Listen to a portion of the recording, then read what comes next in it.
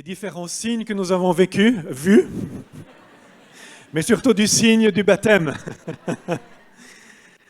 Et nous rendons gloire à Dieu pour cela. Nous avons prié directement après pour les baptiser sur le bord de la plage, et nous allons encore le faire tout à l'heure, dans un moment. Mais je vous invite d'abord à écouter Dieu au travers d'un texte biblique que je vais prendre maintenant, et que nous allons ensemble méditer et nous laisser interpeller par ce que Dieu a à dire à nous tous, ce matin en tant que communauté, et peut-être en particulier à vous trois. C'est un texte que je prends dans Ézéchiel, au chapitre 47. Et c'est en fait la fin de cette série sur Ézéchiel que nous avons pris pendant le mois d'octobre, du chapitre 37 à 47. Le chapitre 37, nous avons vu comment Dieu intervient et par son esprit redonne vie à des ossements qui étaient secs. Et c'est la vie qui vient, c'est la nouvelle vie, ça symbolise la nouvelle vie que Dieu donne. La conversion, ce que Dieu est en train de remettre debout. Et parfois nos vies, et comme nous l'avons entendu, elles pouvaient être sèches, et Dieu les visite, et nous sommes remis debout.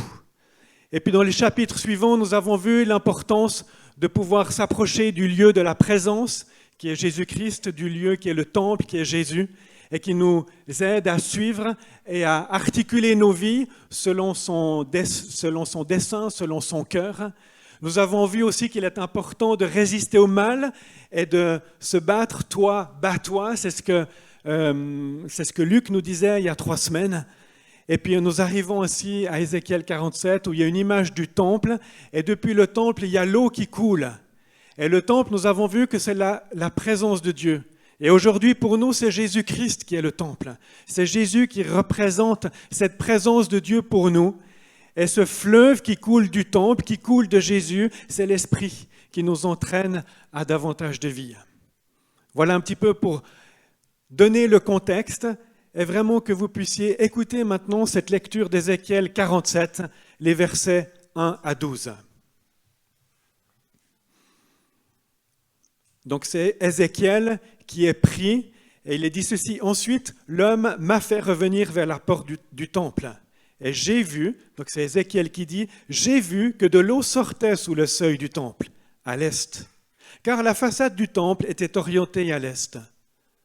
L'eau descendait sous le côté droit du temple, au sud de l'autel. Puis il m'a fait sortir par la porte nord et m'a fait faire le tour par dehors jusqu'à la porte extérieure qui est orientée à l'est. Et j'ai vu que l'eau coulait du côté droit. Lorsque l'homme s'est avancé vers l'est, il tenait un ruban à mesurer, et il a mesuré 500 mètres. Puis il m'a fait traverser l'eau. J'en avais jusqu'aux chevilles. Il a mesuré encore 500 mètres et m'a fait traverser l'eau. J'en avais jusqu'aux genoux. Il a mesuré encore 500 mètres et m'a fait traverser, et j'en avais jusqu'à la taille. Et il a mesuré encore 500 mètres, et c'était devenu un torrent que j'étais incapable de traverser, car l'eau était si profonde qu'il fallait y nager.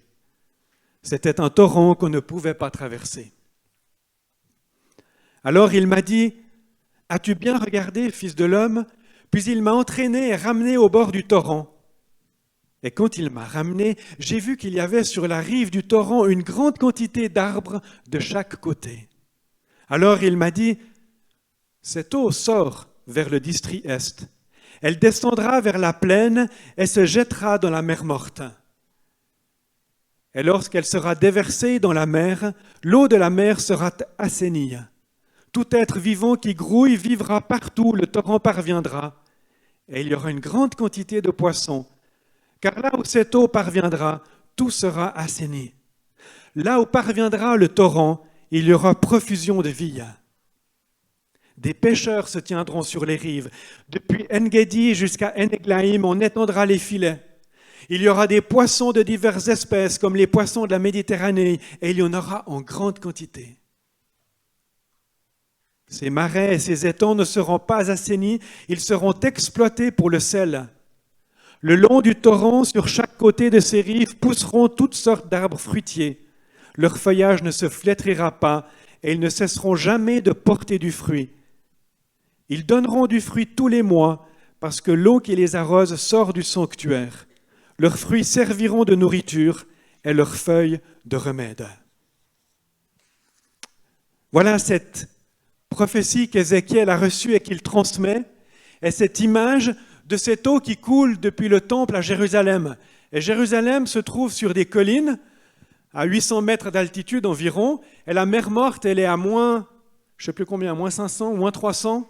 Enfin, ça fait une énorme descente parmi les collines, et le prophète voit cette eau qui descend et qui renature tout cet espace qui, si vous avez été aujourd'hui en Israël et vous voyez ces collines désertiques entre Jérusalem et la mer Morte elle est morte, il n'y a aucune vie à côté, il n'y a aucun pêcheur, il n'y a aucun poisson qui peut y résider et y vivre. Et on voit que cette eau, selon cette parole prophétique, descend et renature tout cet espace avec des arbres qui poussent de chaque côté, et ensuite une mer qui est transformée, assainie, pour que la vie, les poissons y reviennent. Ça, c'est magnifique. Ça, c'est la bonté de Dieu, la générosité de Dieu qui voit beaucoup plus loin que ce que parfois nous pouvons percevoir. Et lorsqu'on lit une telle image, une telle parole, ça donne envie de connaître Dieu, de se dire, mais qu'est-ce qu'il peut encore faire dans nos vies? Qu'est-ce qu'il peut faire aujourd'hui qui permet la restauration, la guérison, la profusion de vie? Ça donne envie d'aller à la source et de l'écouter. Ça donne envie de se tenir près de la source et de suivre le fleuve et de se tremper jusqu'aux chevilles, jusqu'aux genoux, un peu plus pour certains ce matin, mais d'être dans cette eau qui représente l'esprit, qui représente ce que Dieu donne. Laissez-vous attirer par cette source, parce que comme je l'ai dit tout à l'heure, cette source, c'est Jésus. C'est Jésus qui est le temple aujourd'hui. Et c'est de Jésus qu'il y a cette eau qui coule et qui arrose et qui irrigue nos vies, vos vies. Et toi, Anna, toi, Sarah, toi, Bertrand, approche-toi encore et encore de Jésus. Tu as découvert cette source qui a déjà transformé des choses en toi. Continue d'aller comme boire à cette source, de te laisser immerger par l'Esprit de Dieu qui veut te donner beaucoup. Tu es juste au début de la source. Et cette image nous décrit un fleuve qui grandit et un fleuve qui dissémine la beauté et la bonté de Dieu. Ce que j'aime bien dans cette image, c'est que ça commence tout petit. C'est de l'eau qui sort du temple, qui sort de l'autel et qui commence à descendre. Et puis au début, il y en a juste, il n'y en a même pas aux chevilles, puis après 500 mètres, il y a les chevilles, puis après il y a les genoux. Donc c'est une image aussi que Dieu débute avec chacun d'entre nous, et ça commence souvent petit, et puis ça prend de l'ampleur à mesure qu'on s'immerge, à mesure que l'on boit cette source. Et si on réfléchit à cette image, ça prend une grande ampleur. Et pour vous, Anna, Sarah et Bertrand, eh bien vous êtes au début. Et puis il y a des choses riches et bonnes qui vont se passer pour vous, alors que vous allez continuer de vous attacher à Christ. Vous allez comme écarter vos bras. Il y a une envergure qui va venir alors que vous découvrez la vie en Christ et que vous allez semer des bonnes choses autour de vous parce qu'il y a la vie qui est en vous par Christ alors que vous buvez. C'est important de ne jamais négliger les petits commencements. Parce qu'une source, c'est souvent petit, peut-être même fragile parfois. Et puis alors qu'elle prend de l'ampleur, l'eau devient comme quelque chose, un flot qui peut amener la vie à plusieurs endroits. Alors, je vous invite ce matin à rêver avec Dieu, à rêver avec Christ, à rêver avec l'Esprit. En étant baptisé au nom du Père, du Fils et du Saint-Esprit, c'est être baptisé en Dieu. Vous entrez dans ce cercle qui est représenté par le Père, le Fils et l'Esprit, et vous êtes accueillis et aimés. Et vous rejoignez toutes sortes de personnes qui ont déjà été accueillies et reçues au travers des eaux du baptême, dont cette communauté est bien plus large parmi les églises. Et dans cette famille, vous allez grandir et vous mouvoir. Et rêver avec Dieu de ce qu'il va vous donner de vivre et de la manière dont vous allez pouvoir arroser autour de vous, parce que Christ est en vous.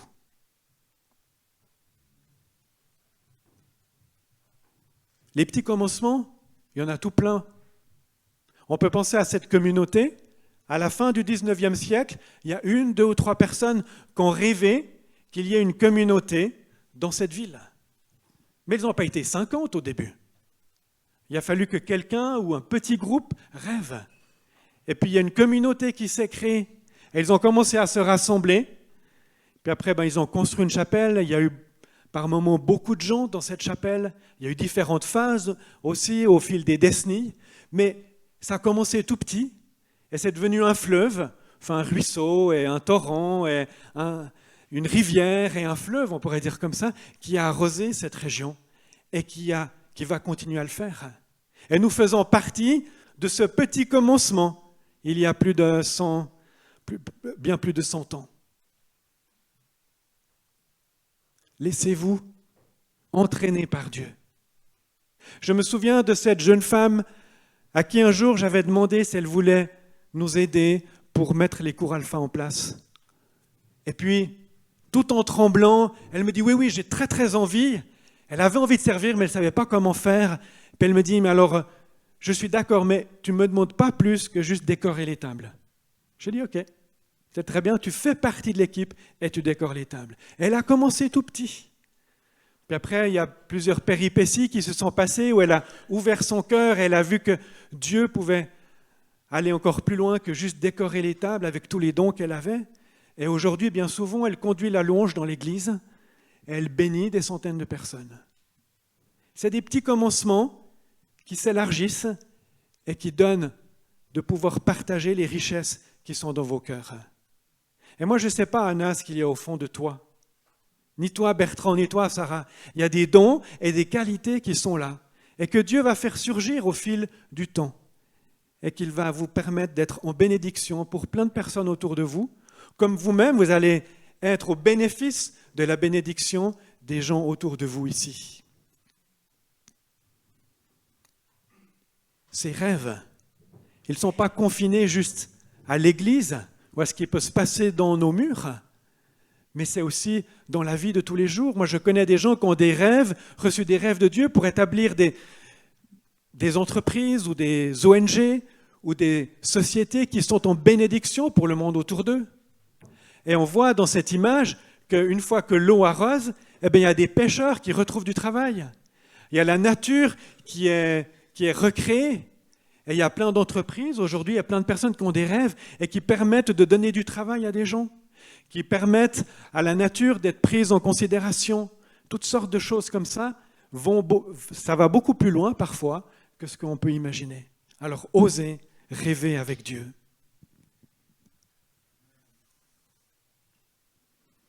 Et en même temps, ce que j'aime bien dans cette image, c'est qu'il y a quelque chose de miraculeux. Bon, c'est miraculeux qu'il y ait cette source qui tout à coup éclate au sommet de ces collines de Judée. Mais aussi quelque chose de miraculeux, si vous avez bien saisi. Dans le naturel, comment est-ce qu'une rivière devient une grosse rivière et un fleuve ? Il y a des affluents. Et dans cette image-là, il n'y a pas d'affluent. Ce n'est pas mentionné. Mais l'eau s'accroît. L'eau, la rivière, le torrent s'élargit. Et il y a une profondeur qui devient de plus en plus importante jusqu'au point de ne plus pouvoir y nager. Il y a quelque chose de miraculeux de ce que Dieu fait.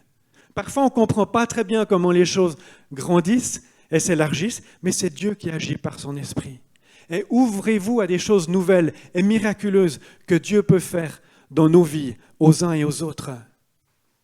C'est miraculeux aussi lorsqu'on entend que chaque mois, les arbres sont toujours verts et donnent du fruit chaque mois. C'est incroyable. Et cette image-là, des arbres qui fleurissent chaque mois et qui donnent des feuilles et des fruits, c'est une image qui est reprise dans l'Apocalypse, tout à la fin de la Bible, et qui est une image du temps que nous vivrons avec Dieu dans l'éternité, lorsqu'il reviendra sur terre.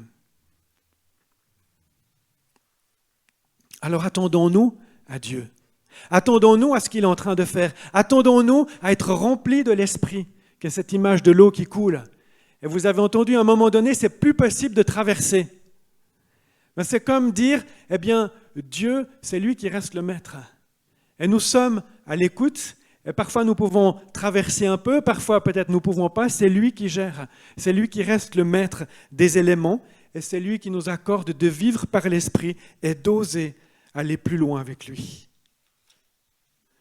Donc cette image et cette parole d'Ézéchiel 47 nous parle du royaume de Dieu qui commence tout petit et qui grandit. Qui commence de multiples manières, mais on peut penser à Jésus qui est venu sur la terre pour révéler l'amour du Père.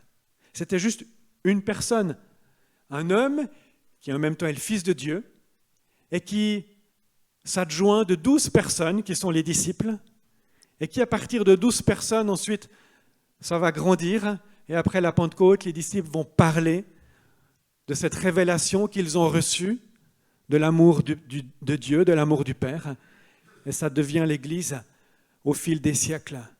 Donc ça commence petit et puis dans chacune de nos vies il y a cette multiplication qui est là et qui est possible. Donc cette image puissante qu'Ézéchiel a vue et qu'il a écrit, qu'il a communiqué aux gens autour de lui, cette prophétie, elle s'est accomplie principalement en Christ, qui lui est cette source de vie, comme on l'a vu au travers de ces semaines. Jésus est le temple, est le lieu de la présence de Dieu. Et Jésus habite en chacun de nous par son esprit. Et nous avons ainsi accès à la présence de Dieu. Alors laissons-nous entraîner avec Jésus. Et c'est intéressant de lire une des paroles de Jésus pour comprendre comment il fait le lien avec cette image de l'Ancien Testament. Dans l'Évangile de Jean au chapitre 7, et je lis les versets 37, 38 et un bout du 39, il est dit ceci, le dernier jour, le grand jour de la fête, Jésus debout, donc à Jérusalem, dans le temple, il s'écrie, si quelqu'un a soif, qu'il vienne à moi et qu'il boive. Celui qui croit en moi, des fleuves d'eau vive couleront de lui, comme l'a dit l'Écriture. Jésus dit cela à propos de l'Esprit que devaient recevoir ceux qui croiraient en lui. Un jour, lors de la fête des tabernacles, alors que lors de cette fête, il y avait toute une procession pour aller chercher de l'eau dans la piscine de Siloé, qui était un peu en contrebas du temple, et toute une procession avec des chants, de la joie. Ils remontaient l'eau juste dans le temple et versaient l'eau sur les sacrifices. Et il y avait beaucoup d'acclamations et de chants, c'était la grande fête. Et lors du dernier jour de la fête, à un moment donné, Jésus dit, « Eh bien, en fait, cette eau que vous allez chercher, c'est moi. C'est moi qui suis cette réponse, qui suis cette eau-là. Et tous ceux qui vont croire en moi, eh bien, des fleuves d'eau vive vont couler de lui ou d'elle. » Et c'est magnifique de voir comment Jésus incarne cette parole et nous la transmet à nous qui sommes les disciples, à nous qui avons passé par les eaux du baptême, à nous qui sommes morts et ressuscités en Christ. Et nous pouvons être remplis de cet esprit et être une bénédiction pour ensuite transmettre au travers des dons qui sont les nôtres, qui nous sont accordés par l'Esprit, transmettre la bénédiction autour de nous. Est-ce que vous connaissez des endroits qui sont secs autour de vous? Des terrains relationnels qui ont été asséchés? Des situations qui sont compliquées? Peut-être même un terrain physique qui a besoin d'être arrosé? Peut-être que votre cœur est embrumé à quelque part, et puis il a besoin de recevoir la lumière, que le soleil perce comme ce matin il perçait au travers du brouillard au bord du lac. Tout cela sont des images de ce que Dieu veut faire dans vos cœurs et comment il veut vous aider à être des bénédictions autour de vous. Nous allons prendre le temps de prier pour Anna, pour Bertrand, pour Sarah. Je vais vous demander de venir devant. Si tu peux venir pour la louange aussi, on va reprendre le dernier chant, la Viens Saint-Esprit. Et puis alors qu'on chante les trois baptisés, vous pouvez venir devant et ensuite on va prier pour vous, pour que vous soyez remplis de cet Esprit de Dieu, pour recevoir cette eau vive qui est celle de Christ. Et ensuite, on aura encore un temps de prière pour les uns et les autres. Je vous invite à vous lever est comme ouvrir vos mains en disant « Viens, Saint-Esprit ».